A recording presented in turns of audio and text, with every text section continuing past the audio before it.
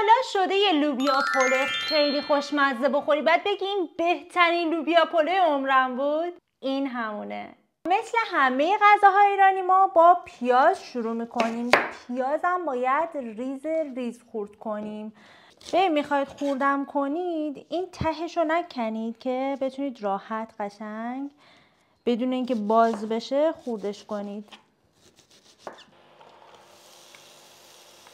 نکته‌ای که من توی لوبیا پلو خیلی از غذای ایرانی توش رعایت میکنم و به نظر من راز غذاهای من توی اینه که پیاز رو میذارم قشنگ تو دمای نسبتاً پایین آروم آروم قشنگ سرخ بشه و طلایی بشه. ببین راز یه لوبیا پلو خوشمزه از نظر من اینه که لوبیاش باید تازه باشه. یکی از رازاش اینه، چون که لوبیا پلو به نظر من هرچند قیافش ساده است ولی یکم تریکیه. واسه همین به نظر من اگر شما لوبیایی که نازک و تازه هستن بگیرید خیلی خوشمزه ترش میکنه. این لوبیاها رو من اندازش رو همیشه انقدی میگیرم. به نظر من هر چقدر که این لوبیاها درشتر باشن خوشمزه تره و به نظر من خیلی سلیقه‌ایه. توی ایران مادر ایرانی خیلی دوست دارن که لوبیاها رو کوچولو کنن. من واقعیتش رو بخواید اصلا دوست ندارم. دوست دارم که لوبیا هم خیلی ترد باشه ولی سرخ شده و همین که بزرگ باشه که قشنگ اون طعم لوبیا رو تو لوبیا پلو بچشی دیگه. واسه همین من درشت میگیرم. ببین اگر راه داشت از اینم حتی من درشت‌تر میگرفتم ولی از اونجایی که نمیخوام زیاد مورد انتقاد قرار بگیرم با جریان دارم میرم جلو. الان که پیازا قشنگ خوشگل سرخ شدن 300 گرم گوشت رو بهش اضافه میکنم. برای لوبیا پلو به نظر من اگر گوشت تیکه‌ای باشه خیلی خیلی خوشمزه ترش میکنه. اصلا لوبیا پلو یعنی اینکه گوشت تیکه‌ای توش باشه. واسه من این معنیو میده. برای ادویه‌ام بهش یکم زردچوبه میزنم. فلفل سیاه رو زیاد بزنید. دارچینم که حتما باید توش باشه دیگه ولی مدیریت شده و نمکم که همیشه هستش.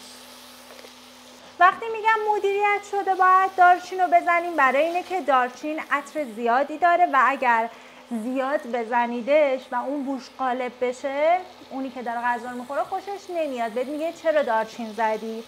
ولی مدیریت شده یعنی که 1/4 قاشق چای خوری تو بهش دارچین بزنی که فقط یه طعم ریزی اون زیر بهش میده و بعد وقتی یکی غذاتو میخوره میگه چی زدی توش چرا انقدر خوشمزه است. ببین من برای مدت خیلی زیادی به سلطان زعفرون اینجا معروف بودم. بس که زعفرون داشتم از ایران کلی آورده بودم ولی از یه تایمی غفلت کردم و این زعفرونام تموم شد.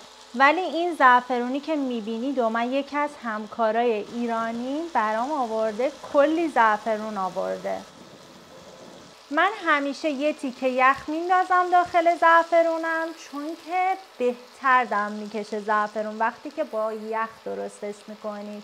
این نکته رو در نظر بگیرید خیلی رنگ بهتری بهتون میده. اینم فعلا میذاریم کنار تا بعدا باهاش کار داریم. ببین گوشتامو الان به اندازه کافی سرخ شدن. لوبیا رو بهش اضافه میکنیم.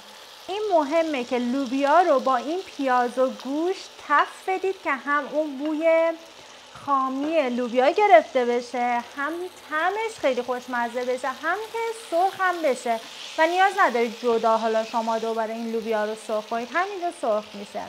یه نکته‌ای که راجع به گوشت لوبیا پلو باید بهتون بگم از گوشت گوساله که استفاده کنید خیلی خوشمزه تر میشه چون که گوشت گوسفند چربی داره و بوی اون چربیه به نظر من طبق سلیقه من خوشمزه نمیشه و گوشت گوساله خیلی خوشمزه ترش میکنه.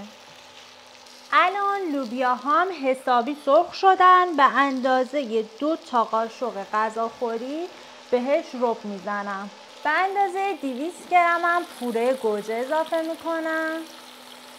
اینجای داستان احتمالا شما خیلی تعجب میکنید که من 1 قاشق رو به آلوچم بهش اضافه میکنم.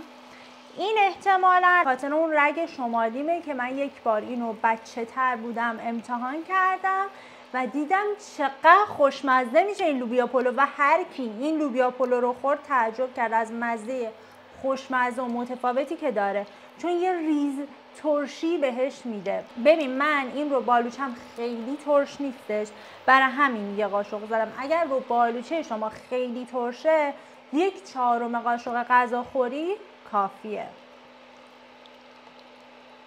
به اندازه نصف لیوانم آب بهش اضافه میکنم.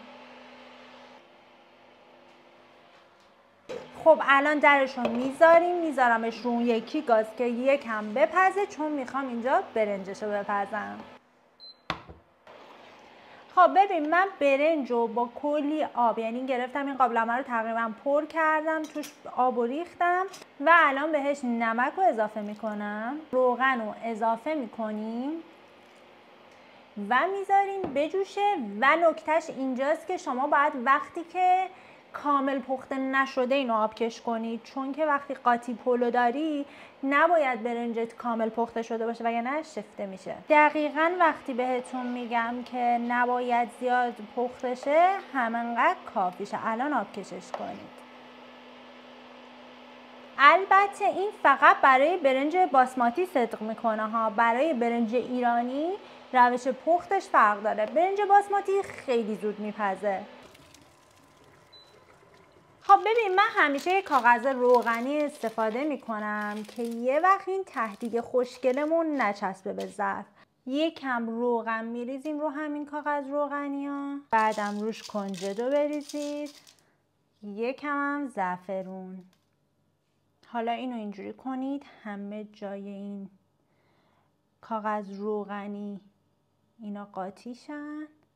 حالا سیب زمینی ها رو میچینیم روش، یکم دیگه روش نمک میریزیم یک کوچولو. حالا برنجا رو میریزیم روی سیب زمینیامون. حالا لایه لایه گوشت و برنج رو باید بریزیم تا موادمون تموم بشه. یکم حالا اینو زیر و رو کنید که این مواد با هم و با این برنج قاطی بشن. یه چند تا سوراخ هم ایجاد کنید که خیلی بهتر دم بکشن. خب من همیشه یه فویل میذارم برای برنج، این باعث میشه که خیلی بهتر دم بکشه. یه نکته که بخوام بهتون بگم، این لوبیا پلو نسبت به لوبیا پلوهای دیگه یه کوچولو رنگش تیره است، یعنی به اون قرمزی و شفافی نیستش، چون که ما توش رو بالوشه میزنیم و من مزه رو به قیافه ترجیح میدم اینجا. حالا شما اینو یه بار امتحان کنید، اگه خوشتون اومد شما هم رو بالوشه رو همیشه بهش بزنید. 5 دقیقه قبل از این که خاموشش کنیم زعفرون رو بهش اضافه میکنیم. به به، اینم از لوبیا پلو خوشمزه و جذابمون. ببین بریم اینو برگردونیم ببینیم ته‌دیگش چجوری شده.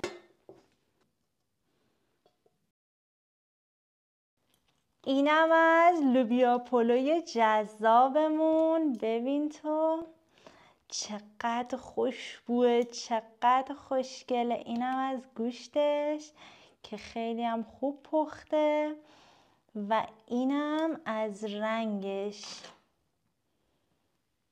جاتون خالی. اگه دوست داشتین این اپیزودو حتما لایکش کنید و یه کامنت واسم این پایین بذارید که خیلی بهم انرژی میده.